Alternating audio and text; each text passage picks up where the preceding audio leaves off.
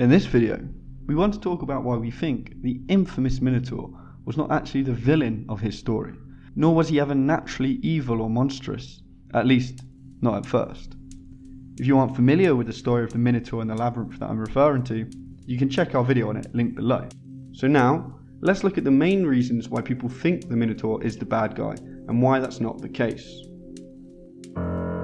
It ate people. While it is true he ate the people fed to him, it seems more likely this is due to a lack of choice on his part.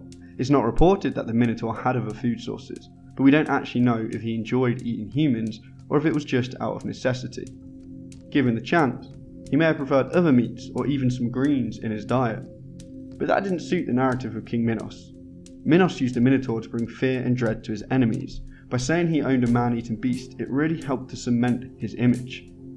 Now look, we are not justifying him eating people, it's just that perhaps in the circumstances, that alone doesn't make the Minotaur an evil character. It had to be imprisoned. Well yes, the Minotaur's home was really just a prison. It was the infamous maze that was nearly impossible to escape, known as the Labyrinth, constructed by the genius Daedalus with the sole purpose of holding the Minotaur for eternity. But the Minotaur was placed in there when he was a mere infant, a harmless baby. Are we to believe that even as a baby the Minotaur was violent and uncontrollable? No, of course not, it was just a child.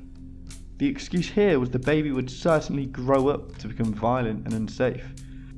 But I'm sure a couple of decades in complete darkness and solitude would turn even the most tame being into a deranged and violent animal. Once again, it would seem this was others, moulding the Minotaur into something they wanted him to be. It just looks like a monster. Yes, when we see the Minotaur in modern depictions, he looks very scary, very beast-like, often dirty, blood-ridden, surrounded by bodies, all these sort of images. Yet the truth is, most of these modern iterations are a little bit over the top.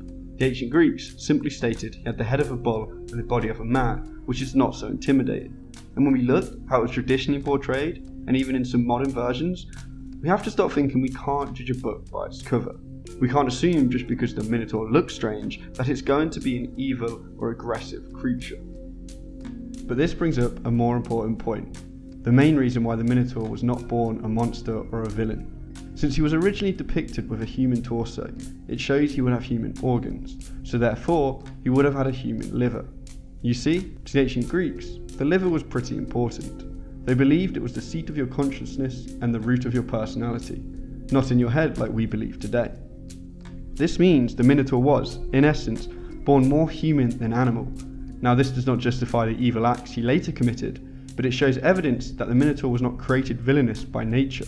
Instead, he was moulded by others to become the Minotaur we know today.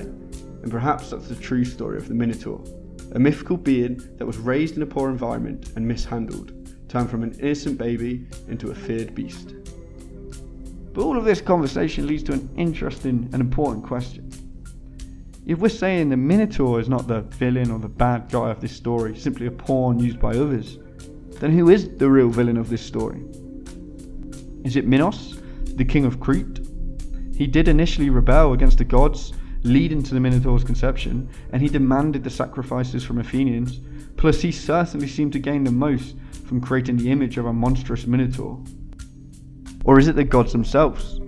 Let's not forget Zeus initially kidnapped and then abandoned Europa, leaving Minos to be raised without a father. And what about Poseidon? He certainly took his vengeance against Minos pretty far, and there's no doubt that that vengeance led to this whole chain of events. Or perhaps even Daedalus. He did build the wooden cow that Pasiphae used to conceive the Minotaur. He created the labyrinth to hold an innocent baby for eternity. Perhaps his role as a facilitator can be considered villainous, for he was certainly an amoral individual.